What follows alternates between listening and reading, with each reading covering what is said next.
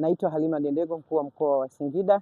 Ninamshukuru Mungu, Singida leo tumeamka salama na tumekuja kutekeleza wajibu wetu wa kupiga kura, na mpaka dakika hii nimeshapiga kura.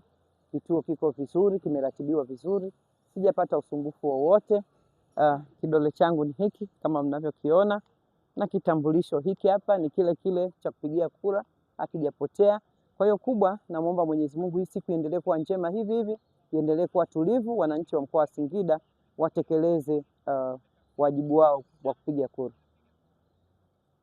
Labda kama kuwa mwenyekiti wa usalama, hali ikoje kwa maeneo ambayo umepata taarifa zake na unawaambiaje wananchi ambao bado wako majumbani? Nashukuru sana Mwenyezi Mungu hatukulala usiku wa leo, kwa sababu zoezi tumelianza jana kwa maana ya kuweka mazingira ya vituo vizuri, lakini mpaka kuna kucha tumekucha salama.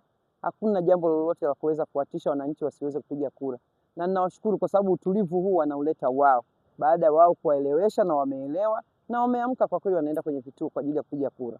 Sasa hivi ni asubuhi, naamini huko tutakapokuwa tunapita tutajionea wenyewe hali halisi jinsi ilivyo. Kwa hiyo nazidi kuwasisitiza wananchi wa mkoa wa Singida, muda ndio huu, na leo Mungu ametupa siku nzuri, hali ya hewa nzuri, wajitokeze mapema asubuhi waende wakapige kura, tena wakaendelea na shughuli zao za kawaida. Labda wananchi wangependa kujua wamepiga kura kituo gani, na je, eneo lilofika mkoa wananchi wanaona?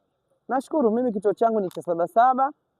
Nimefika pale, nimekuta tayari mwenyekiti wangu wa mtaa yupo, lakini na wananchi wa kutosha wapo na bado wengine wanaendelea kuja. Kwa hiyo kwa kweli nimefarijika sana, lakini nimekuta wale ambao wanatuhudumia kwa maana ya zoezi zima la kupiga kura wote wamefika na wamenipokea vizuri, wamenipa maelekezo mazuri. Kwa kweli yani nimeridhika na hali halisi.